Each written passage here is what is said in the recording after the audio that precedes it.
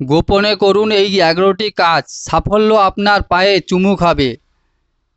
প্রতিদিন ঘুম থেকে ওঠার পর প্রথমে আপনার ডান পা মাটিতে রাখুন। এটি করলে কাজে কোনো বাধা আসবে না।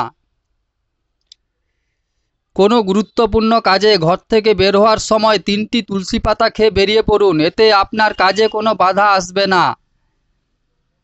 কোনো গুরুত্বপূর্ণ বা শুভ কাজের জন্য বাড়ি থেকে বের হওয়ার সময় আপনি যদি চান যে আপনার কাজে কোনো বাধা না আসে, তবে প্রথমে আপনার বাড়ির মূল দরজা থেকে আপনার ডান পা বাইরে রাখুন, দেখবেন কোনো বাধা আসবে না।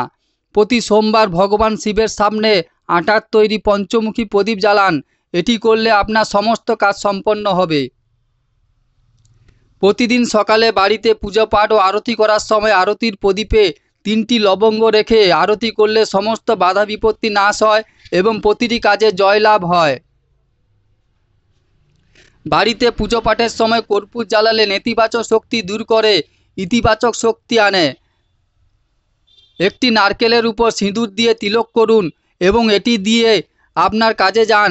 কাজটি সফল হলে এই নারকেলটি গণেশের মন্দিরে নিবেদন করুন।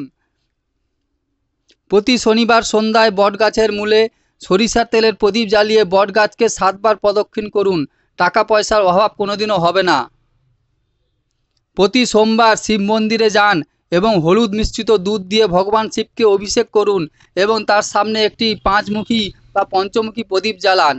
প্রতিদিন সকালে স্নান করার পর একটি তামার পাত্র জলে ভরে তুলসী গাছে নিবেদন করুন এবং তুলসী গাছটিকে 7বার প্রদক্ষিণ করুন। অন্তর ও শ্রদ্ধার সাথে করলে প্রতিটি শুভ কাজে সাফল্য পাওয়া যায়।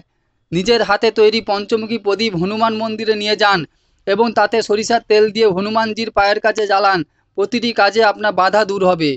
জয় শ্রীকৃষ্ণ, রাধে রাধে। আপনি যদি ভগবান শ্রীকৃষ্ণের ভক্ত হন অবশ্যই কমেন্টে জয় শ্রীকৃষ্ণ লিখবেন, চ্যানেলটিকে সাবস্ক্রাইব করে রাখবেন।